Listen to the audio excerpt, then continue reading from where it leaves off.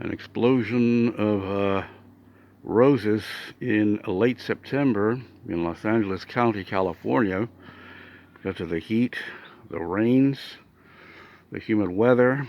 Very atypical. Obviously, global warming benefits in some places, but I never take it at a disadvantage that in parts of California we have this green, verdant environment as compared to southwestern states where it's all dry and mesquite and boulders and cactus and dry. No greenery, obviously, because of arid circumstance, but here we have something that can produce something as lovely as this. So, and we have these wonderful explosion of flowers on this property where I reside. Just absolutely stunning.